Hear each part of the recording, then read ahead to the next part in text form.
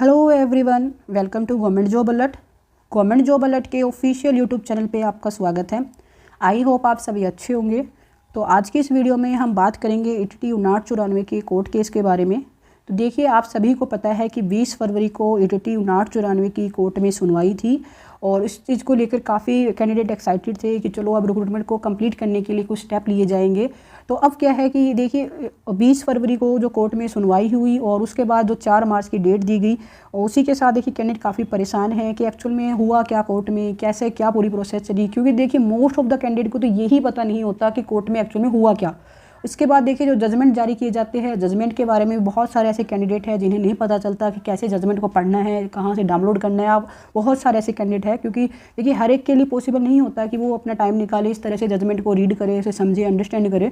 तो आज की इस वीडियो में जो भी हाई कोर्ट के ऑर्डर है वो जारी कर दिए गए हैं, वो मैं आपके साथ लाइन टू लाइन डिकोड करके मैं आपको बताऊँगी और इससे आपको पता चल जाएगा कि एक्चुअल में हाई कोर्ट में क्या हुआ उस दिन। 20 फरवरी के दिन ऐसा क्या हुआ जो कहीं ना कहीं मैं कह सकती हूँ ETT 5994 के कैंडिडेट के लिए एक पॉजिटिव न्यूज़ है। क्योंकि हाई कोर्ट के जो ऑर्डर जो जारी किए गए उसमें एक ऐसी बात भी बोली गई है जो कहीं ना कहीं आप सब के लिए बहुत ही अच्छी है, बहुत ही पॉजिटिव है 5994 के कैंडिडेट के लिए। क्योंकि बहुत टाइम से जो कैंडिडेट परेशान है कि रिक्रूटमेंट कब कंप्लीट होगी, क्योंकि एग्जाम कंडक्ट हुए भी देखिए 1 साल हो चुका है, बट अब फाइनली कहीं ना कहीं एक पॉजिटिव, एक उम्मीद की किरण नजर आई है ETT 5994 के कैंडिडेट के लिए। तो अभी चलिए हम ऑर्डर जो भी जारी किए गए हैं उन्हें डिटेल से देखते हैं। और इसी के साथ देखिए, जो हाई कोर्ट के ऑर्डर है उसमें एक ऐसी बात भी है जिससे मैं पर्सनल लेवल पे मैं एग्री नहीं हूँ। बाकी आप अपने भी जो व्यू पॉइंट है उस पर ज़रूर बताइएगा कि जो हाई कोर्ट में जो बोली गई है बात वो सही है या गलत है। जो भी आपके व्यू पॉइंट होगा ज़रूर नीचे कमेंट कीजिएगा। तो चलिए अब हम डिटेल से देखते हैं कि हाई कोर्ट के जो ऑर्डर जारी किए गए हैं 20 फरवरी को, उन ऑर्डर में क्या कुछ लिखा हुआ है। सबसे पहले तो देखिए, आप यहाँ से CM नंबर नोट कर सकते हो। 14 फेब को CM फाइल की गई थी और उसकी सुनवाई थी 20 फरवरी को। और आगे आप यहाँ से देखिएगा, यहाँ पे आप देख पाओगे कि जो फाइनल ऑर्डर है वो जारी कर दिए गए हैं। तो चलिए अब हम इन ऑर्डर को अच्छे से देखते हैं, स्टडी करते हैं कि इसमें क्या कुछ बोला गया है। तो देखिए, ये जो हाई कोर्ट के ऑर्डर है ये मैंने ओपन कर रखे हैं। आप यहाँ से CM नंबर नोट कर सकते हो। ये जो केस है Parvinder Singh and others versus state of Punjab and others है। और जो केस है इसके बारे में मैंने आपको काफ़ी बार इसके बारे में आपको बताया है कि पंजाबी पेपर A को ही लेके बेसिकली केस था, जिसे बाद में कुछ और ही बना दिया गया। इसके रिगार्डिंग देखिए मैंने वीडियो शेयर की हुई है आपके पास, के साथ की जो तेज प्रकाश जो केस चल रहा है किस तरह से इसे लिंक किया गया ETT 5994 केस के साथ। तो वो वीडियो आप ज़रूर देखिएगा। मैं ट्राई करूँगी कि आपको वो जो उस वीडियो का जो लिंक है नीचे डिस्क्रिप्शन बॉक्स में मिल जाएगा, या फिर इस वीडियो के ख़त्म होने के बाद एंड में आपको वीडियो मिल जाएगी। तो सबसे पहले चलिए हम ये जो ऑर्डर है उनको अच्छे से स्टडी करना स्टार्ट करते हैं। आप यहाँ से CM नंबर नोट कर सकते हो और जो मेन ऑर्डर है वो यहाँ से स्टार्ट होते हैं। हम यहाँ से देखेंगे कि क्या कुछ इसमें बोला गया है। तो देखिए, सबसे पहले चलिए हम इसे पढ़ना स्टार्ट करते हैं। This court finds that the issue involved in the present petition is with regard to the validity of the correndum issued on 1/12/22 after the last date of submission of application form। तो इसमें बोला गया है कि इस court ने ये चीज़ notice की है कि जो मेन इशू जो इस रिक्रूटमेंट में है वो ये है कि जो कॉरेंडम जो इशू किया गया था 1/12/22 को, वो इशू किया गया है last date of submission of application. तो जैसा आपको पता है कि ETT 5994 की जो लास्ट डेट थी फॉर्म फिल करने की, उसके बाद एक कॉरेंडम इशू किया गया था। और इसमें क्या था, मेनली इसमें था कि पंजाबी पेपर A लिया जाएगा। और देखिए, आप सभी को ये चीज़ याद भी होगी अच्छे से जिन्होंने फॉर्म अप्लाई किया है कि जो फॉर्म फिल करने की जो लास्ट डेट थी उसके बाद ये नोटिस इशू किया गया था कि हम एक और एग्ज़ाम भी लेंगे पंजाबी पेपर A का, जिसमें 50% की कंडीशन रखी गई थी और इसमें कोई भी रिजर्वेशन नहीं दिया गया था किसी भी कैटेगरी को, किसी भी तरह का। तो मेन इसी के बारे में ये बात बोली गई है। देखिए, सबसे मेन मुद्दा तो यही है कि डिपार्टमेंट ने यहीं पे सबसे पहली गलती की, जहाँ पे नोटिफिकेशन की जो लास्ट डेट थी फॉर्म फिल करने की उसके बाद कोई और चेंजेस किए गए। आगे हम देखते हैं, by this said corrigendum the eligibility qualification has been changed in the advertisement issued earlier after the cut off date। तो सबसे पहले तो देखिए, मुझे इसी बात से बहुत हैरानी हुई कि जो एलिजिबिलिटी जो क्वालिफिकेशन थी उसको चेंज किया गया। ऑर्डर में ये बात बोली गई है कि जो क्वालिफिकेशन थी उसे चेंज किया गया। एक्चुअल में ऐसा बिल्कुल भी नहीं हुआ और मैं क्यों बोल रही हूँ मैं आपको बताती हूँ। देखिए, इसमें मेन बात तो यही थी कि जो पंजाबी पेपर A लिया जाएगा और जो एलिजिबिलिटी जो क्वालिफिकेशन थी वो आपको ही पता है, सिंपल सी थी कि आपने ईटीटी की होनी चाहिए और आपने पीएस टेट क्वालिफाई किया होना चाहिए। तो एलिजिबिलिटी जो क्राइटेरिया था, एजुकेशन जो क्वालिफिकेशन थी मिनिमम, यही क्वालिफिकेशन थी और ये अभी भी यही क्वालिफिकेशन है, इसमें कोई भी चेंज नहीं किया गया था। जो ये बात यहाँ पे बोली गई है कि क्वालिफिकेशन चेंज कर देगी, ये कहीं ना कहीं मैं इस बात से पर्सनल लेवल पे सहमत नहीं हूँ, क्योंकि मुझे नहीं लगता कि ये क्वालिफिकेशन चेंज करना था। देखिए आप खुद बताइए इस चीज़ के बारे में, जो आपके व्यू पॉइंट है। ज़रूरी नहीं है कि जो मेरे व्यू पॉइंट हो वो सही ही हो, आपके अपने जो व्यू पॉइंट है वो भी ज़रूर नीचे आप कमेंट बॉक्स में कमेंट कीजिएगा कि एजुकेशन क्वालिफिकेशन में या फिर एलिजिबिलिटी क्वालिफिकेशन में क्या चेंज किया गया। कोई भी चेंज नहीं किया गया, सिर्फ यही बोला गया कि हम पेपर एक और लेंगे, पंजाबी का पेपर लेंगे, सिंपल सी बात थी। इससे मुझे नहीं लगता किसी की एजुकेशन क्वालिफिकेशन में कोई चेंजेज हुए, क्योंकि मेन जो क्वालिफिकेशन थी वो तो सेम ही थी कि आपके 10th में आपके पास पंजाबी होनी चाहिए, उसके बाद आपकी ईटीटी होनी चाहिए और उसके बाद आपने पीएस टेट क्वालिफाई किया होना चाहिए। पंजाबी पेपर ए को इंक्लूड करने से एजुकेशन क्वालिफिकेशन में मुझे पर्सनल लेवल पे नहीं लगता कोई भी चेंजेस थे। बाकी खैर देखिए ये कोर्ट का मानना है, हम इसमें कुछ नहीं कर सकते। आगे हम देखते हैं इसमें क्या बात बोली गई है। आगे जो लाइन है वो तो और भी ज़्यादा हैरान कर देने वाली है। This court notice that though the last date for the submission of application form has not been extended. This led to the situation where applicant who have applied earlier would become ineligible by the correndum, and eligible candidate who may not have applied would also be outstated। तो देखिए इसमें बोला गया है कि court ने चीज़ notice की है कि क्योंकि फॉर्म अप्लाई करने की जो लास्ट डेट है वो नहीं बढ़ाई गई, क्योंकि देखिए जो पंजाबी पेपर ए को इंक्लूड करने का नोटिफिकेशन है वो बाद में आया था। तो इसमें हाई कोर्ट का मानना है कि क्योंकि आपने क्या किया कि जो फॉर्म फिल करने की लास्ट डेट है उससे एक्सटेंड नहीं किया, इसकी वजह से आगे ये लाइन तो बहुत ज़्यादा हैरान कर देने वाली बात है। इसकी वजह से बहुत सारे ऐसे कैंडिडेट जिन्होंने पहले फॉर्म अप्लाई किया था वो क्या हो गए, इनएलिजिबल हो गए, और बहुत सारे कैंडिडेट जिन्होंने अप्लाई नहीं किया था वो क्या हो गए, रिक्रूटमेंट से बाहर हो गए। अब सोचने वाली बात है कि इससे पंजाबी पेपर को इंक्लूड करने से कोई कैसे एलिजिबल या फिर इनएलिजिबल हो सकता है, क्योंकि देखिए यहाँ पे कहीं ये नहीं बोला गया था कि आपको पहले को पेपर दिया होना चाहिए था या फिर हाँ आपकी कोई पंजाबी में इस तरह की मार्क्स की कोई कंडीशन नहीं रखी गई थी। ये कंडीशन रखी गई थी आगे आने वाले एग्जाम्स के लिए कि हम क्या करेंगे कि अब आपका जो एग्ज़ाम होगा उससे पहले हम एक और एग्ज़ाम लेंगे जिसमें 50% की कंडीशन रखी गई। ऑब्वियस सी बात है, देखिए सिंपल सा यही था, इसमें कोई भी इसमें चेंज नहीं किए गए थे। पंजाबी पेपर ए को लेकर जो कंडीशन थी इससे एलिजिबिलिटी क्राइटेरिया में मुझे पर्सनल लेवल पे नहीं लगता कि कोई भी चेंज हुआ था। हाँ बस इतना सा था कि जिसे पंजाबी आती थी उसने 50% स्कोर कर लिया, जिसे नहीं आती थी उससे 50% स्कोर नहीं हुआ, और उसी की वजह से क्या हुआ कि अब इसको मतलब इस तरह से घुमा दिया गया कि क्वालिफिकेशन में चेंज कर दिया, एलिजिबिलिटी क्राइटेरिया में चेंज कर दिया। देखिए मुझे पर्सनल लेवल पर नहीं लगता कि जिसे पंजाबी आती होगी उसने इस फॉर्म को, चाहे पहले पंजाबी हो या ना हो, या फिर जिसे पंजाबी नहीं भी आती थी इसके भी यहाँ पे किसी ने फॉर्म फिल करने से मना किया होगा, क्योंकि देखिए जिसे फिल करना था उसने तो फॉर्म फिल किया ही है, चाहे उसे पंजाबी आती हो ना आती हो, ये तो बाद की बात है। इसमें क्योंकि मिनिमम क्वालिफिकेशन यहाँ पे ये नहीं थी कि आपको पहले से कहीं स्कोर करके आना है 50%।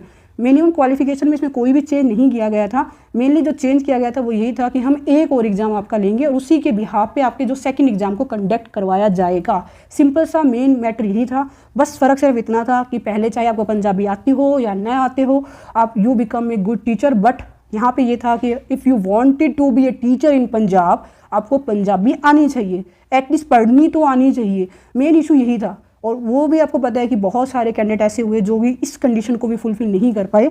और ये देखिए ये मैंने जो बताया मैंने अपने पर्सनल व्यू पॉइंट्स बताए हैं, मुझे जो लगता है वो आपको क्या लगता है, ज़रूरी नहीं है कि जो मैं सोचती हूँ वो आप भी सोचते हो। इसके बारे में आप भी अपने ज़रूर व्यू पॉइंट बताइएगा, क्या सच में कोई एलिजिबिलिटी क्राइटेरिया में चेंज किया गया, क्योंकि मिनिमम 50% कंडीशन बाद के एग्जाम के लिए थी कि हम एग्जाम लेंगे तब आपको 50% कंडीशन को फुलफिल करना है, पहले से कोई भी 50% कंडीशन नहीं थी उसमें। अब आगे देखते हैं हम इसमें आगे क्या बात बोली गई। आगे तो मैं बताऊं आपको इतनी हैरान कर देने वाली बात है जो मुझे पर्सनल लेवल पे ये भी मुझे सही नहीं लगी। अब ये देखिएगा आप इसमें क्या बोला है। Learned state counsel on instruction had given statement on 12/10/23 that till the next date of hearing the state shall not continue with the selection process, however they are seeking to withdraw such undertaking. तो देखिए ये देखिए इसमें साफ बोला गया है कि स्टेट काउंसिल ने खुद से स्टेटमेंट दी इस डेट को कि जब तक नेक्स्ट डेट नहीं मिलती हेयरिंग की हम क्या करेंगे, सिलेक्शन प्रोसीजर को आगे कैरी ऑन नहीं करेंगे। खुद ही उन्होंने बोल दिया कि भाई हम जब तक इस केस की नेक्स्ट डेट नहीं मिल जाती है, इस डेट को इन्होंने बोला कि जब तक आगे इसकी हेयरिंग नहीं होती है हम सिलेक्शन प्रोसीजर को आगे कैरी ऑन नहीं करेंगे। मतलब कोर्ट ने नहीं बोला इनको कि आप स्टॉप कर दीजिए सिलेक्शन प्रोसीजर को या फिर ये कर दीजिए, स्टेट काउंसिल ने खुद से ये चीज़ बोल दी, यानी डिपार्टमेंट ने खुद की तरफ से हथियार गिरा दिए कि देखिए कि जो कोर्ट जो केस है वो नहीं संभल रहा, हम रिक्रूटमेंट को अभी आगे कैरी ऑन नहीं करेंगे। क्योंकि देखिए बेसिकली गलती ही डिपार्टमेंट की है। सबसे पहली बात, जब आपने चेंज किया तो आपने लास्ट डेट क्यों नहीं बढ़ाई रिक्रूटमेंट जो फॉर्म फिल करने की। अगर सिर्फ एक जो लास्ट डेट है अगर वो भी बढ़ा दी जाती तो आज OTT 994 के जो कैंडिडेट जो फेस कर रहे हैं टाइम पीरियड वो फेस नहीं करने को मिलता। जो भी गलती थी वो डिपार्टमेंट ने की, ऊपर से हाई कोर्ट के ने पता नहीं बोला या नहीं बोला, उससे पहले खुद से स्टेटमेंट इन्होंने दे दी कि हम क्या करेंगे सिलेक्शन प्रोसीजर को आगे नहीं बढ़ाएंगे। और अब क्या चाह रहे हैं कि अब ये अपनी जो भी इन्होंने स्टेटमेंट दी थी उसे विड्रॉ करना चाह रहे हैं। भाई आप लोग उस टाइम कहाँ थे, आपने स्टेटमेंट दी ही क्यों खुद से, आपने खुद से बोल दिया कि हम आगे नहीं बढ़ाएंगे सिलेक्शन प्रोसीजर को। हाई कोर्ट के एटलीस्ट बोलने का वेट तो करते आप। हाई कोर्ट वो तो देखिए हाई कोर्ट अपने आप से लगा देता आपकी, अगर हाई कोर्ट को लगता है सिलेक्शन प्रोसीजर नहीं बढ़ाना है आगे तो खुद से रोक लगा देता, बट इन्होंने तो खुद से स्टेटमेंट दे दी। और ये बात मैं देखिए मैं खुद के लेवल पे नहीं बोल रही हूँ, ये हाई कोर्ट के ऑर्डर में लिखी हुई ये बातें हैं, आप खुद इसे पढ़ सकते हो, अच्छे से डिकोड कर सकते हो इसमें क्या बोला गया है कि काउंसिल ने खुद से बात स्टेटमेंट दी है कि हम सिलेक्शन प्रोसीजर को आगे नहीं बढ़ाएंगे। हालांकि अब ये बोल रहे हैं कि हम अपने स्टेटमेंट को विड्रॉ करना चाह रहे हैं। चलो खैर जो भी डिपार्टमेंट ने किया उसका तो आपको ही पता है। अब इसके बाद देखिए, while this court would not ask the respondent not to withdraw their undertaking. तो बोलते हैं अब कोर्ट का सिंपल सा कहना है कि हमें इससे कोई फ़र्क नहीं पड़ता, रिस्पोंडेंट यानी कि जो स्टेट काउंसिल ने अपनी जो स्टेटमेंट दी है वो उसे विड्रॉ करे या फिर रखे, मतलब जो उन्होंने स्टेटमेंट जारी की है कि हम सिलेक्शन प्रोसीजर को स्टॉप करके रखेंगे, इससे हमें कोई फ़र्क नहीं पड़ता कि आप इस स्टेटमेंट को आप रखिए या फिर विड्रॉ कर लीजिए। But interim order can always be passed restraining the respondent from continue the selection procedure. But अब हाई कोर्ट ने बोला है कि चाहे आप विड्रॉ करो चाहे ना करो स्टेटमेंट को, बट हाई कोर्ट के पास हमेशा ये पावर है कि हम कभी भी सिलेक्शन प्रोसीजर को रोक सकते हैं। मतलब ये तो चलो अच्छा डिपार्टमेंट ने अपनी तरफ से पहले स्टेटमेंट दे दी, वरना हाई कोर्ट अपनी तरफ से भी दे सकता था। बट मेन देखिए यही बात है कि स्टेटमेंट खुद से काउंसिल ने दी, ये कहीं ना कहीं मुझे पर्सनल लेवल पर गलत लगी कि खुद से स्टेटमेंट जो दी गई है स्टेट काउंसिल के द्वारा कि हम इस तरह से रिक्रूटमेंट को कैरी ऑन नहीं करेंगे, सिलेक्शन प्रोसीजर को स्टॉप करेंगे, ये कहीं ना कहीं गलत लगी। बाकी आप अपने भी व्यू पॉइंट जरूर बताइएगा। और ये देखिए जो ऑर्डर जो है ना ये हाई कोर्ट की ऑफिशियल वेबसाइट पे है, आप आराम से बैठ के इसे पढ़ सकते हो। ये मैं टेलीग्राम चैनल पे भी शेयर कर दूंगी, आप वहाँ से भी डाउनलोड करके पढ़ सकते हो, बिल्कुल अच्छे से पढ़ सकते हो। अगर आपको लगे कि मैं कुछ इसमें गलत बता रही हूँ तो आप किसी और से भी जो भी आपके नॉन में है आप उनसे भी पढ़वा सकते हो कि क्या इसमें लिखा गया है, क्या पूरा मैटर है। बाकी जो इसमें बोला गया मैं सिर्फ आपको वही लाइन डिकोड करके मैं आपको बता रही हूँ, इसमें कोई भी चीज़ मैं अपनी तरफ से पर्सनल लेवल पे ऐड नहीं कर रही हूँ। तो आगे देखिए इसमें बोला गया है कि we order accordingly CM stand dispose of. तो इसी के साथ क्या कर दिया इन्होंने, सीएम को डिस्पोज ऑफ कर दिया। तो देखिए आगे जो मेन बात है जो कहीं ना कहीं एक पॉजिटिव मैं कह सकती हूँ कैंडिडेट के लिए, वो ये बात है list this case for final argument on 4/3/24 along with other cases. तो मेन जो बात इसमें है यही है कि फाइनल आर्ग्यूमेंट के लिए इस केस को क्या कर दिया गया, लिस्ट कर दिया गया है। तो ये कहीं ना कहीं एक ETT 994 के कैंडिडेट के लिए पॉजिटिव है कि इससे पहले जो ऑर्डर जितने भी जारी किए गए थे, देखिए मैंने अभी तक जितने ऑर्डर जो जारी किए गए हैं मोस्ट ऑफ द ऑर्डर पर मैंने आपके साथ वीडियो शेयर की है, जो भी इंपॉर्टेंट ऑर्डर आज तक आए हैं कि क्या क्या हुआ, क्या ऑर्डर में कहा गया है। बाकी मुझे अभी तक किसी ऑर्डर में ये जो वर्ड है मुझे देखने को नहीं मिला, अगर हो भी तो भी आप जरूर नीचे कमेंट करके बताइएगा, क्योंकि मुझे पर्सनल लेवल पे नहीं मिला ये कहीं वर्ड। इसमें मेन यही है कि फाइनल आर्ग्यूमेंट के लिए इस केस को लिस्ट किया गया है 4 मार्च के लिए, यानी कि 4 मार्च को एक कह सकते हैं कि कैंडिडेट के लिए एक पॉजिटिव उम्मीद है कि 4 मार्च को क्या होगी, इस पर फाइनल आर्ग्यूमेंट हो जाएगी। और उम्मीद तो देखिए यही कर रहे हैं हम कि रिक्रूटमेंट जल्द से जल्द कंप्लीट हो। जो यहाँ पे फाइनल आर्ग्यूमेंट बोला गया है ये फाइनल आर्ग्यूमेंट ही हो, जो इसमें बोला गया है वो ही हो। क्योंकि देखिए ये मैं जो भी ऑर्डर में जो बात लिखी गई है मैं वो आपको वो बता रही हूँ, इसमें मैं आपको पहले ही बता रही हूँ कि मैं अपने पर्सनल लेवल पे मैं इसमें कोई भी बात नहीं ऐड कर रही। और जो मैंने बोला आपको, जो मुझे पर्सनल लेवल पे अच्छी नहीं लगी, जो भी था व्यू पॉइंट, वो भी मैंने आपके साथ बिल्कुल क्लेरिफाई किया है कि इसमें क्या बोला गया है और क्या सही है। बाकी आपके व्यू पॉइंट भी ज़रूर बताइएगा। और देखिए आप यहाँ से नीचे देख पाओगे जो ये ऑर्डर है ये है 20 फरवरी के, और इसी के साथ देखिए ये ऑर्डर जो है ख़त्म होते हैं जो इसमें बात बोली गई है। और इसमें देखिए आप अपने व्यू पॉइंट ज़रूर दीजिएगा कि सबसे पहली बात तो ये जो ऑर्डर जो कोरेंडम जारी किया गया था, जो एग्ज़ाम की लास्ट डेट जाने के बाद जो ये ऑर्डर जारी किए गए थे, ये कहाँ तक सही थे और जो लास्ट डेट को एक्सटेंड नहीं किया गया, मतलब कि जो लास्ट डेट को एक्सटेंड नहीं किया गया उसका क्या इफेक्ट देखने को मिल रहा है ये आप सभी महसूस कर पा रहे होंगे। क्योंकि देखिए गिनती के आई थिंक 8 से 10 दिन की बात थी, 10 दिनों के आसपास का कुछ फ़र्क था जब लास्ट डेट थी और ये जो नोटिस जारी किया गया था। और उन 8 से 10 दिन का खामियाजा ETT 5994 का हर एक कैंडिडेट आज तक भुगत रहा है कि अगर सिर्फ 10 दिन और अगर एक्सटेंड कर दी जाती ये जो लास्ट डेट थी फॉर्म फिल करने की, तो कहीं ना कहीं ये इस तरह का केस बनता ही नहीं और ETT 5994 कैंडिडेट कब के स्कूल में जा चुके होते।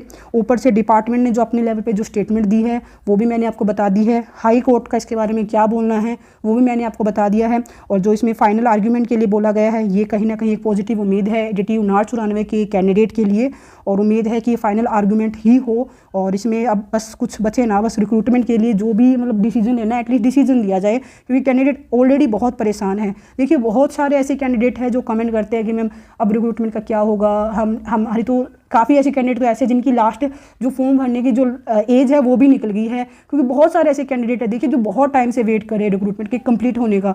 तो उन सब के लिए देखिए आप पॉजिटिव रहिए, ये जो आज के जो ऑर्डर है कहीं ना कहीं आप सभी के लिए पॉजिटिव है। उम्मीद है कि रिक्रूटमेंट बहुत जल्द कंप्लीट होगी। और अब देखिए अब डिपार्टमेंट तो खुद भी बोल रहा है कि हम अपनी अंडरटेकिंग को विड्रॉ करना चाह रहे हैं, तो ये भी कहीं ना कहीं सोच सकते हैं कि अब साइड डिपार्टमेंट ने भी अपना मूड बना लिया है कि हम रिक्रूटमेंट को कंप्लीट करेंगे। हाई कोर्ट की तरफ से भी एक पॉजिटिव एक कह सकते हैं कि व्यू पॉइंट देखने को मिल रहा है।